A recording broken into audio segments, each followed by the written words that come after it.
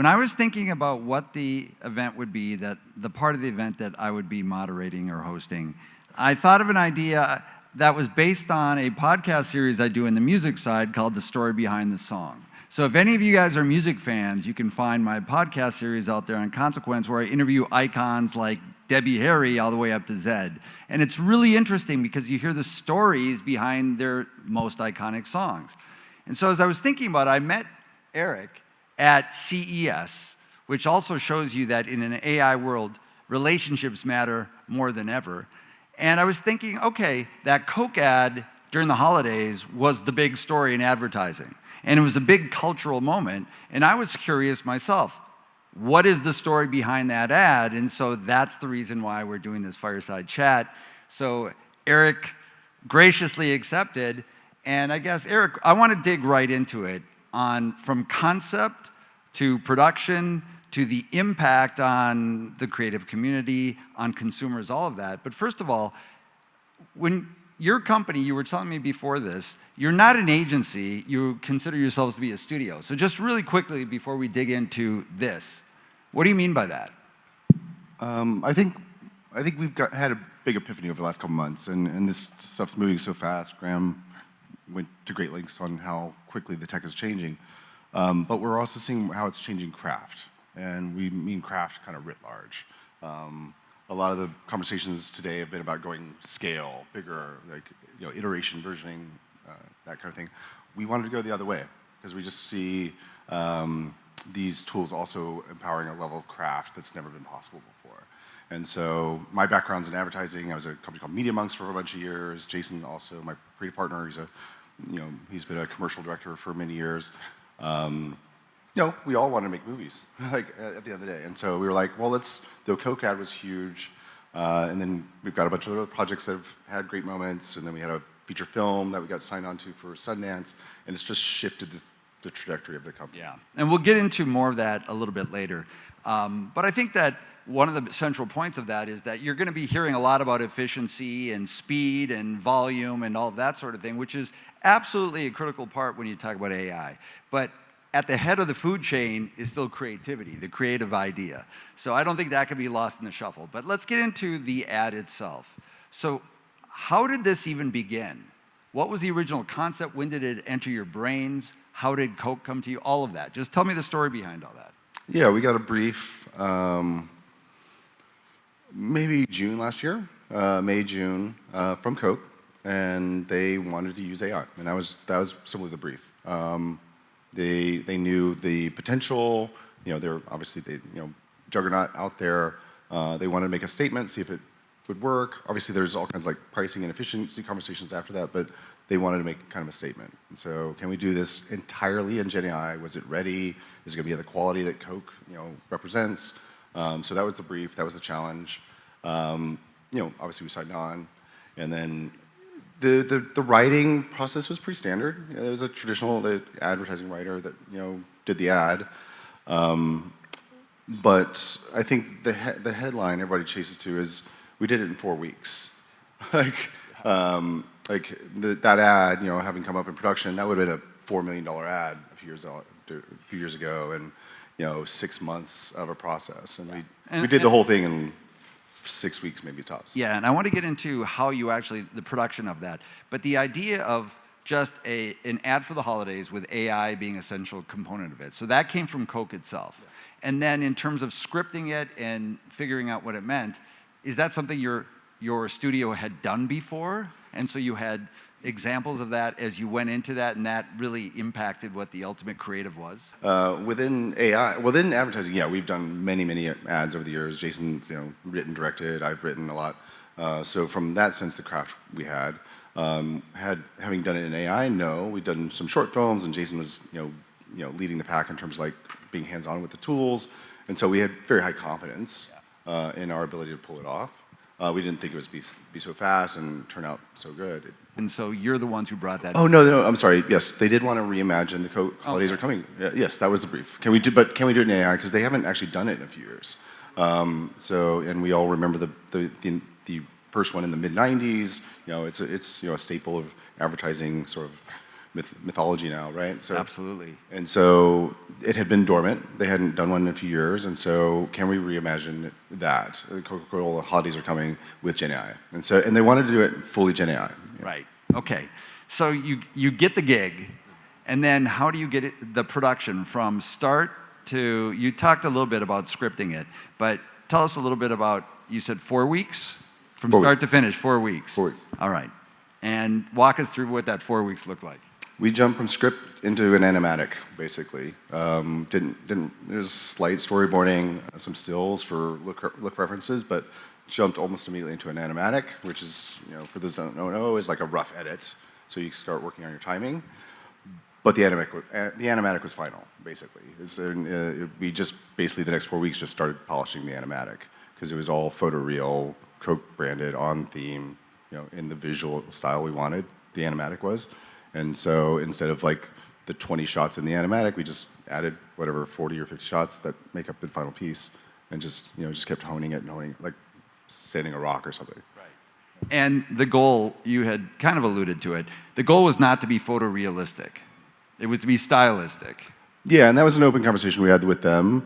Where there's the Uncanny Valley, which I can happily go at length on the challenge of that, but they're one of the few brands that can lean into that. The whole idea of Christmas and Coke is kind of heightened, magical realism anyway. If you actually go back to look at the old ads, they're heightened magical realism as well. The polar bears have always looked a little not real, right? So it just kind of leaned into that aesthetic, and so we just kind of went with it. And I don't know that many other brands could have done that at that time, but now the tech has moved on. We can get around the whole uncanny thing now. Yeah, I definitely want to get into that later. But you were also telling me that you used human actors. So tell the audience a little bit about that process and why that was. Yeah, well, because ultimately the outputs were not the human actors themselves. No, so Coke and myself and my partner, we are committed to still working with actors. We ultimately want to work with actors and singers and performers of all types, artists of all types, and so we didn't want to necessarily replace the actors. We wanted to have them, and going into it, we actually went in and shot the actors. So every face in the spot is a real person or based on a real person. They had a session. We shot them. They got their fees. They got a full actor package, right? And then we did a lot of face shots and trained the model on their faces, all their faces. And then when we went to re-render those shots with the actors, those faces rendered in place, basically. But the goal was originally to use the actors like a face themselves. swap. Yeah, we were thinking we were going to get hurt by the Uncanny Valley and really stuck there, right? And so we thought we were going to have to do a visual effects trick and just cut out the faces and just CG them on, composite them on. But the AI renders, the AI outputs were so good that we didn't have to do that. Interesting. So you got consents and everything, but that was almost like a production accident that you decided to do it that way with the end result. So why don't we show that video about the making of? The campaign. All right. So when you finished that, what was the impact or the reaction from Coke, first of all, the client? So yeah, before we even did that, so we delivered it in the summer. Okay. It went through months of testing, globally, just everywhere, because they knew it was the reintroduction of the polar bears, of the holidays are coming, there's going to be AI, and this was a global spot. It was going to go everywhere. So they did testing and testing and testing. Top score. It was the best performing ad they had kind of ever of the holidays are coming campaigns, and so the focus groups loved it. How many changes were made just during that process? Almost none. Really? Yeah. We ended up doing localized versions. I think the video says there's 50, but yeah, we did tons of localized versions. Very minor stuff. It's like signage. Yeah. One's in New York or Copenhagen or whatever, right? So we did some signage swaps, and then there was some Coke requested edits, but very minor. Yeah. And then the overall impact when it was first released in the U.S., and overseas, what was the general reaction? Did you immediately get feedback to your firm, to your agent, to your studio? Yeah, we got deluged. It was crazy because it was kind of in the eye of a global storm in the advertising world, and so and it became not even global just news. Yeah, not even just in the it became pop culture. We had the Today Show calling us, and some news outlet in Australia like did a whole thing on us, and so we just became like the topic kind of around the world for. I bet. And one of the things that we talked about at length, and what I loved about speaking with Eric, was that I spend all my time working with the studios and with the generative AI, the big companies, and try to bridge the gap. I'm a pretty vocal proponent, if anybody reads my stuff, of the need to pay rights holders for the use of their content for AI training. Like that's something I hold sacred. So the reaction from the creative community, at least some in the creative community. Yeah, so high score from the public, high score from Coke, 0 stars from the creative community. Like, absolute hate. How did that manifest itself? Like, what kind of blowback did you get? There's no soul in it. There's no craft. There's no. The machines did it. The machines are taking. The machines are taking our jobs. It's a lot of that stuff. Yeah. And it was all wrong. There was a lot of soul. There's 17 artists working around the world. Kids in Africa had never worked on a Coke spot or would never have a chance to go work on a Coke spot. It had layers of soul. The craft was world class. Not a frame was pure or a raw AI. Every frame went through massive layers of iteration and tweaking and stuff like any visual effects film would. So the craft was there. Yeah. And so it was just kind of interesting being inside and watching the creative class just go up in arms, frankly. Which is understandable. Look, again, as I was saying, that's kind of the world that I'm involved in, and it's something that everybody out here should be very aware of. You probably are, but very aware of those kinds of issues, because there's a reason why the major studios have not licensed their content, their libraries yet, to the big players in generative AI. And creative blowback is a big part of it. So when I say blowback, I don't want to be pejorative about it. There's a lot of uncertainty about just the legalities of it and all that. So it's a big issue. But here in this case, where you had consents from everybody, it was a tool to make it hyper stylized, really. Yeah. And then what was the impact on? Oh, and that was the other one. It was uncanny, and it was like, well, it's Coke. They can do it uncanny. Which is interesting. Like you said, leaning into it like that. Yeah. And then the kind of the obvious question, that was Coke, and it was meant to be stylized. How close are we to doing something like that photorealistically, like completely photorealistically, where it's not uncanny? We're there, I would say. Can't talk about the projects, obviously. And we've got a long-form documentary that's going to debut here in the next probably month or so. Yeah.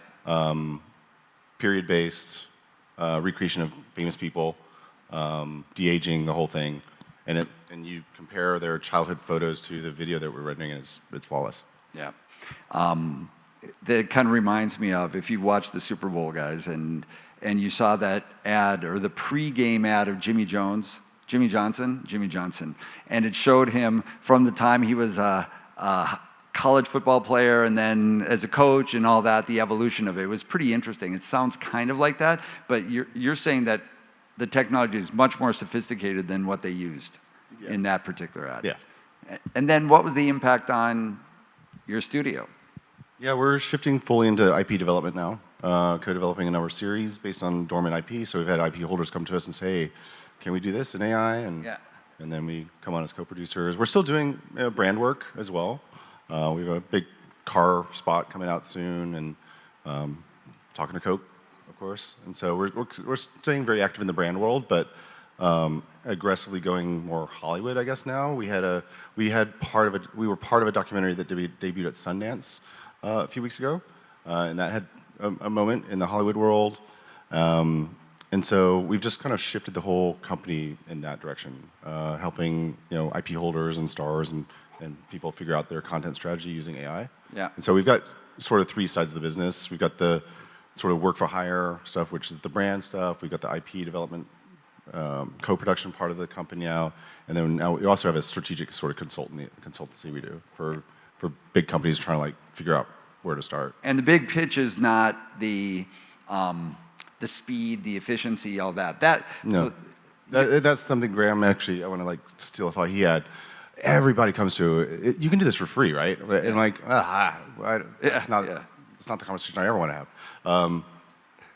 And yeah, we can do it cheaper. Yes, you can do it cheaper. Like right now, we're seeing 20 to 30% cheaper to do it at a premium level.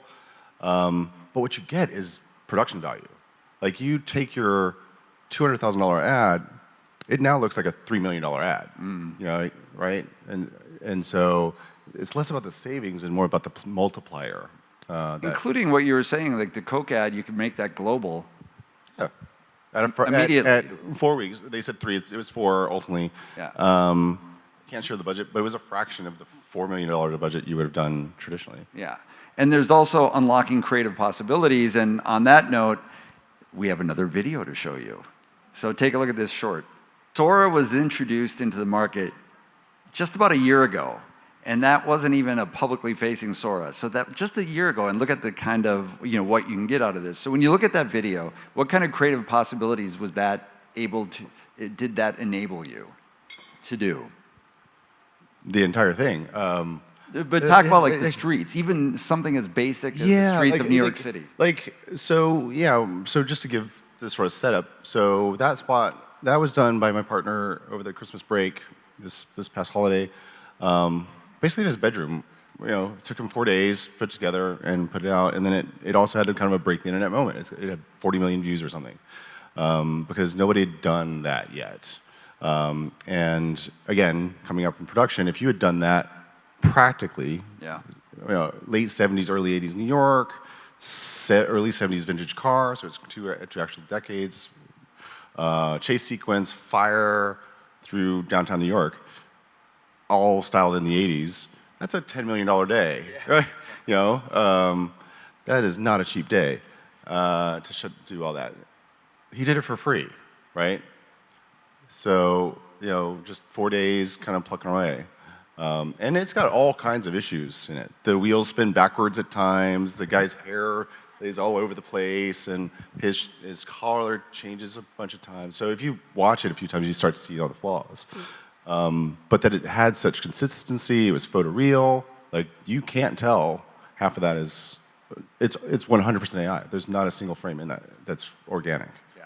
Okay, so if that's the case and we're where we are at right now, and that was one person doing it, you said in 4 days? Mm-hmm. 4 days. So where do you think this is going to be heading a year from now? I don't know. I don't even want to use a time frame because it moves so fast. But for everybody in the room right now, how should they be thinking about their clients, how best to present utilizing AI, but also how to best position themselves in the marketplace? Yeah, there's lots of answers to that question. I think strategically, figure out where you use it to generate value, not necessarily for costs. And so go bigger with your ideas is typically what I would say. Just go bigger. The thing that, for creatives anyway, they would hold back because, well, we only have, $3 to do this. And so, well, $3 goes a long way now. So, think bigger with your budgets right now. And yeah, we'll find efficiencies. We're great at all that. I think a lot of, I actually am not so doom and gloom on a lot of jobs, particularly in the creative community. I think the reason we're kind of swimming up ahead is the machines are super brilliant, but they're kind of dumb at the same time, right?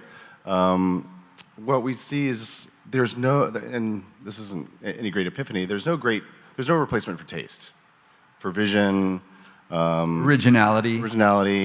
I think having a sense of the zeitgeist, where's pop culture, where's the conversation going, that the machine just can't do that yet at all. And so, but it can allow you to do anything you want, any image you want, any idea you've got, any fantasy. It can help bring it to life, but you have to have the fantasy. You have to have the idea. So. Yeah, and that's one of the things that whenever I talk to anybody about it, it's really about getting your hands in there and kind of getting your hands dirty, because we can talk about this, but unless you really start utilizing the tools, it's hard to even fathom. But it's not like you can just press a button and outspits something that is as compelling as that. It took still 4 days. Yeah, and so we always joke that Gen AI gets it out to 50%. It's the raw clay, but then the rest of the process to like push it into shape and to get it to final pixel, it's a very manual process. It's kind of a new visual effects process. It's probably good analog to fix it and tweak it and polish it and do layers and whatever. And so it's kind of a hybrid process with that, and then we do shoots where we need to. And besides you guys, who else have you seen out there that's been creating really compelling new stories, new ads, utilizing in a big way generative AI? On the brand side, I think. Yeah, some really, some interesting projects or campaigns that you've seen. There's not a lot that have you. There's this. That's why it's so unique. Yeah. There's been a lot of spec work. There's a lot of people putting together little spec ads, but there aren't that many campaigns that have actually leveraged it. We're very excited. We know of a bunch that are coming that I can't talk about because the sort of one big knock-on effect of having Coke do this is sort of gave other brands permission. Yeah. Because there was a lot of freeze over the last couple of years, and legal freeze and concern that they might get sued or who owns it. Can you own the output of an AI or whatever? It's a big issue. Yeah, and a lot of brands, almost all brands, were hesitant to engage because of those issues. Coke said, "Sue us!" and not so to be so flippant, but it's a Coke ad with polar bears, and they own it, and so they're going to do it, and just going to do it. So did they, as a brand, not from the consumers, but did they have any blowback from themselves? From the campaign? No. So to be fair, this was led by kind of a marketing innovation team that was really trying to figure this out. No. Now we're talking to the greater marketing organization there. So it's just all been positive. Yeah, I would imagine they're going to be doubling down and continue to want to be the leaders when it comes to creating new ways, new stories that way. Yeah, and I think that it's worthwhile just kind of touching upon some of the business issues too, because you mentioned them. So when it comes to things like just actual ownership, the Copyright Office has not come down with any clear lines of demarcation about when something has sufficient human input into the generative AI to make it protectable under copyright. And obviously, if you're creating a movie or something like that, you want to be able to commercialize it and have the monopoly on commercializing that. So that's a big issue. Then there's the issue that I mentioned about libraries, content libraries, and that's why the studios aren't licensing their content yet. Although there's a strong appetite to want to do that, and there's a lot of use of AI behind the scenes. Then there's something that's pretty interesting getting into just the individual talent and this is an issue that's floating around Hollywood right now, but it hasn't really bubbled up in a big way. It's that all these AI training, the LLMs have been training on also individual images, likenesses, voices, biometrics, and all that, and whether there is some kind of right of privacy sorts of stuff. So I don't want to get into deep legalities of it all, but there's a lot of issues that are floating around which are kind of holding back the mass adoption of generative AI right now. But you saw again in the Super Bowl, virtually every ad that I saw had some kind of generative AI components to it. So this is all floating around out there, and I think it's a pretty fascinating story to just hear more about how you did it and what this means for you guys as a studio now, not an agency. You're really embracing this and what's the end game for you? Yeah, we think this is a kind of an adapt or die moment in Hollywood. I think there is a version of that in aspects of advertising, but Hollywood, as we've all heard with the strikes and everything over the last few years and all the halt on production that's crippling LA, AI didn't cause any of that, by the way. That was all streamer inflation and other issues. AI just came on kind of at the worst time or the best time, depending on your perspective. And our perspective is it can kind of save Hollywood in a way, because you don't need 3,000 artists to make the next Avatar. You can do that with 100, maybe 300 out. What happens to those other artists? More movies get made. This is the other thing. Again, instead of savings, there's a multiplier effect that we're seeing. Is they still have $100 million to spend. Instead of on one film, they now get 10 films. And then AI will help us sort through that increased volume of content that's bombarding us. So in any event, listen, I think that was really interesting. I don't know, we have a couple minutes, and if anybody has any questions for Eric,